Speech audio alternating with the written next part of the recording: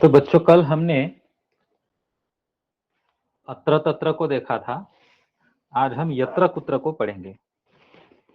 अब यत्र कुत्र में भी अगर देखा जाए तो आपका अगर मैं पाठ्यक्रम खोलूं तो ये वो पीडीएफ है जिसमें आपका दिया गया है पाठ्यक्रम में। यत्र और कुत्र दोनों एक साथ मिलकर हमें पढ़ने के लिए दिए गए हैं, और जब हम इनको एक साथ पढ़ेंगे तो इनका मतलब अलग होता है, और दोनों को अगर हम अलग अलग पढ़ेंगे तब उनका अर्थ अलग होता है।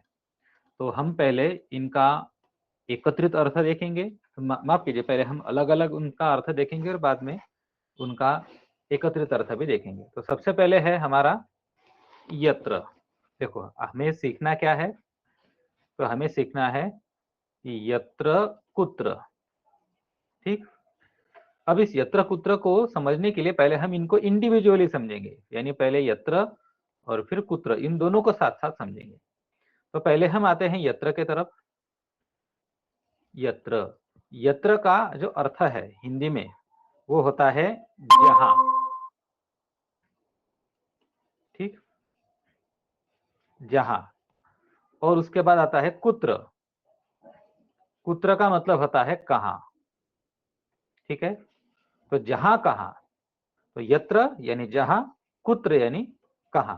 अब बहुत बार क्या है ना कि यत्र के साथ तत्र भी आता है, यानी ये यत्र एक इस तरह का अव्यय है कि जिसके साथ यत्र के साथ तत्र भी आ सकता है और कुत्र भी आ सकता है।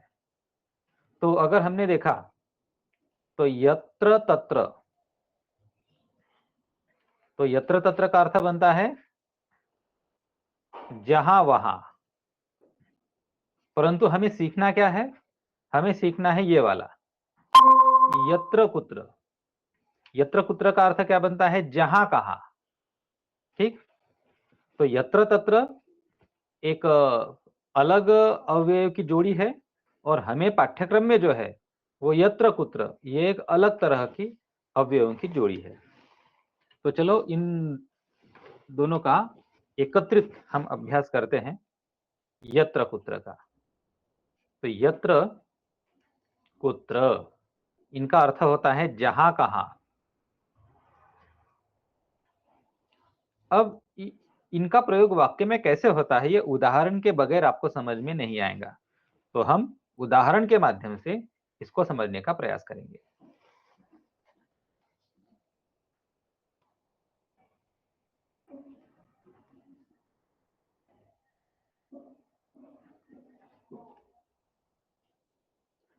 देखो मैं वाक्य ले रहा हूं, हम हिंदी से सीखेंगे इसको, संस्कृत से अच्छा है हिंदी में। तो एक वाक्य इस प्रकार से बनता है,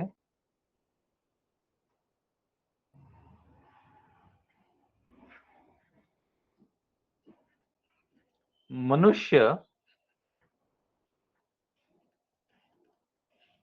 जहां कहीं भी रहे, जहां कहीं भी रहे उसे पानी चाहिए। देखो ये वाक्य, इसमें हमने क्या किया, मनुष्य जहां कहीं भी रहे उसे पानी चाहिए, ये वाला वाक्य। अब इसको हम संस्कृत में अनुवाद करेंगे, कैसे होगा देखो। तो पहले हमारे इस वाक्य में कर्ता है मनुष्य, और रहे ये हमारा क्रियापद है रहे, और ये आएगा लोट लकार में, या फिर विधिलिंग भी ले सकते हैं हम। तो मनुष्य, मनुष्य निवसतु, निवसेत भी चल सकता है, मनुष्य निवसतु, मनुष्य रहे। कहां रहे, तो जहां कहीं भी रहे। तो जहां कहीं भी के लिए यत्र कुत्र,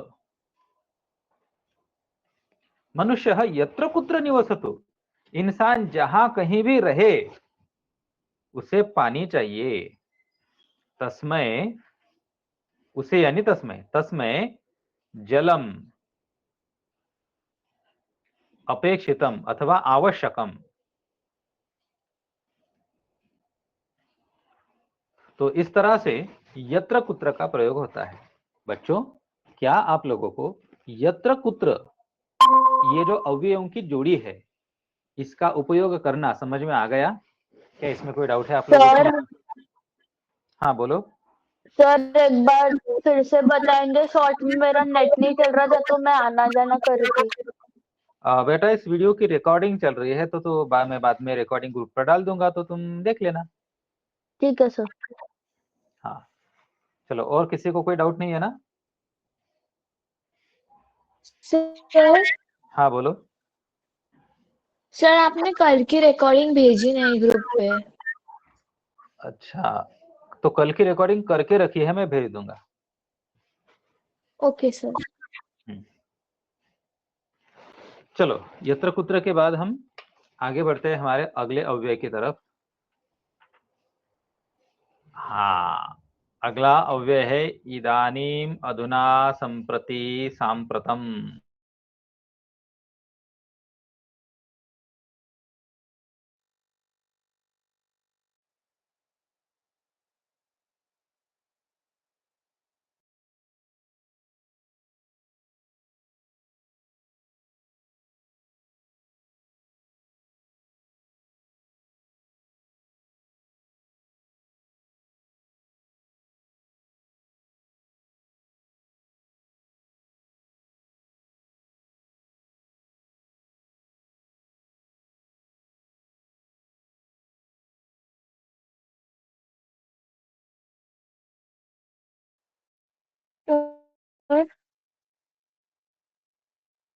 सर आपकी आवाज नहीं आ रही है।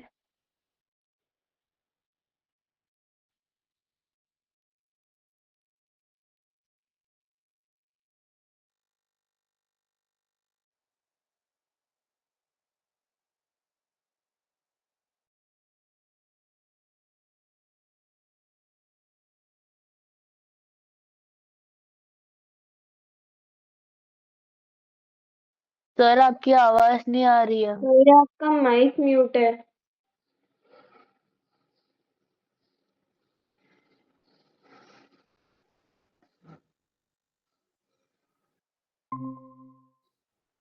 सर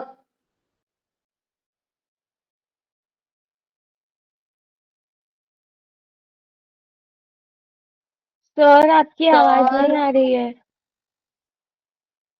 सर आप कुछ बोल रहे हैं क्या या फिर सिर्फ लिख रहे हैं? शायद से सर को उस साइड आवाज नहीं जा रही, वो फोन डिस्कनेक्ट हो गया इसलिए।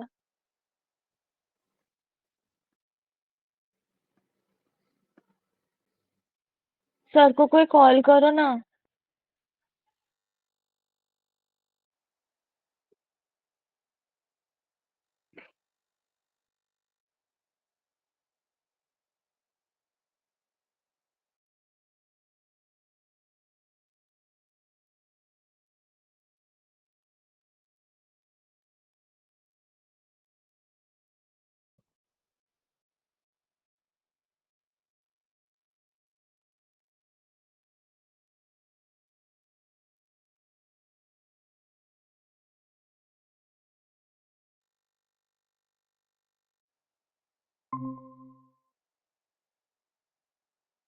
बोला प्रथा, तूने बोला सर को? हाँ हाँ सर ने फोन उठाया, हो गए ज्वाइन। हाँ अब ठीक है, अब आ रही है आवाज मेरी? हाँ सर अभी आ रही है। ओके, तो अब इस सब में मैंने क्या समझाया एक बार फिर से मैं एक्सप्लेन करता हूं।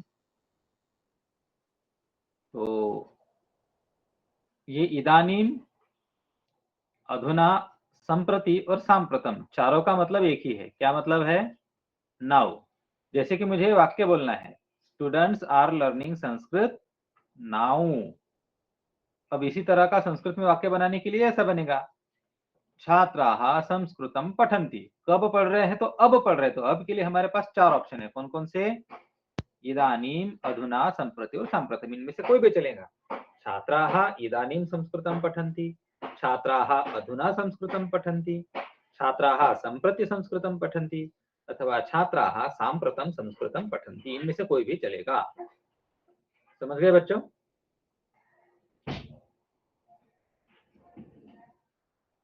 Any doubt? No sir. अब इसी तरह से अब आप लोग मुझे उदाहरण दो। चलो प्रथा, संप्रति, सांप्रतम, अधुना, इनमें से कोई भी एक का इस्तेमाल करके एक वाक्य मुझे बोलकर दिखाओ।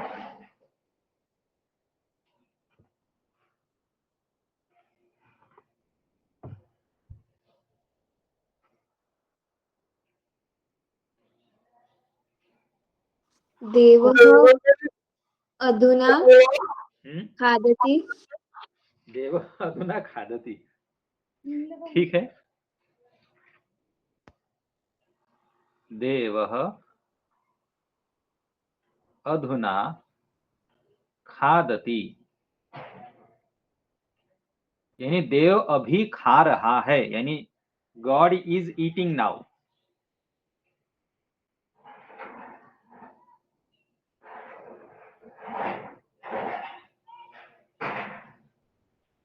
चलो प्रथा, ये उत्तर किसने दिया था?